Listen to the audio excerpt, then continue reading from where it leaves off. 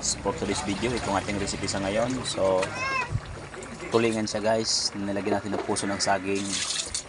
Pinailalim natin yung puso ng saging para mas lalong lumambot siya. Tapos namis ko siya guys sa asin para lalong lumambot. Nilabas natin yung kanyang parang dagta.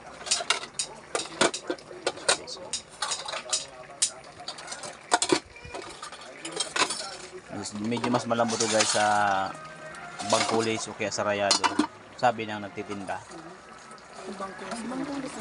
Hindi yan bangkulis, tulingan daw yan, bobo.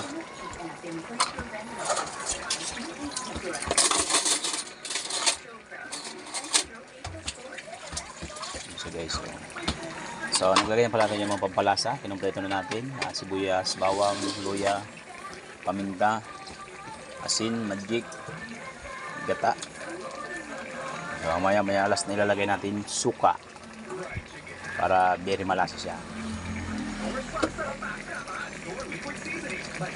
Guys, paparami na naman ang kain ng mihis ko nito.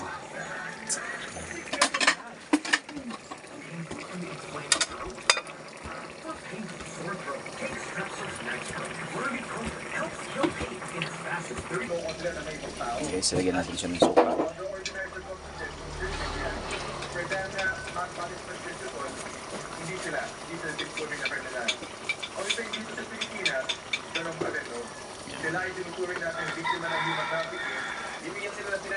Natin siya.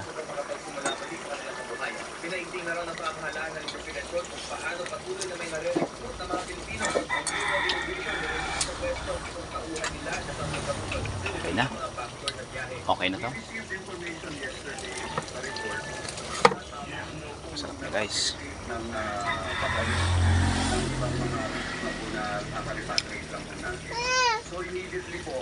So ayan guys, papakarga na naman yung ating baby para tignan ang ating niluluto.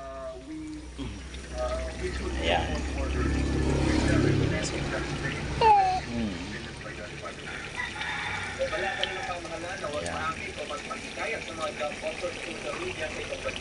Okay na to. So hanggang dito tayo guys. Don't forget to follow, please like and share and subscribe ang aking YouTube channel, The Tube Vlog.